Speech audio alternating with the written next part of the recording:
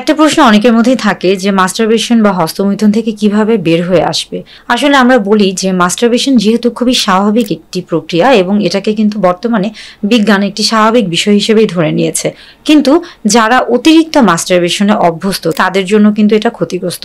সেই ক্ষেত্রে তারা আসলে কিভাবে বের হয়ে আসতে পারে, একটা জিনিস নিয়ে অনেকক্ষণ ধরে রয়েছেন, সেক্ষেত্রে কিন্তু এটা আপনার কিন্তু মানসিক যে একটা স্বাস্থ্যের কথা আমরা বলে থাকছি সেখানে কিন্তু এটা একটা ক্ষতিগ্রস্ত কারণ হয়ে যাচ্ছে। তখন আস্তে আস্তে কিন্তু আপনার যে যৌন স্বাস্থ্য, শারীরিক স্বাস্থ্য প্রত্যেকটি ক্ষেত্রেই কিন্তু এটা আসলে একটা বিরূপ প্রতিক্রিয়া তৈরি করে। ধরুন যে আপনি গল্প করতে ভালোবাসেন অথবা আপনি বই পড়তে ভালোবাসেন, কিংবা এমন কোনো একটা কাজ যে কাজটা করলে হয়তো বা আপনার মনটা ভালো থাকে এবং সেই কাজটাতে আপনি অনেক বেশি মনোযোগী হতে পারেন। তারা আস্তে আস্তে চেষ্টা করবেন যে মাস্টারবেশন থেকে বের হয়ে তাদের এই যে ভালো লাগার যে কাজগুলো রয়েছে, আপনি নিজেকে কিছুটা ব্যস্ত রাখতে পারেন সেই কাজগুলোতে মনোনিবেশ করতে।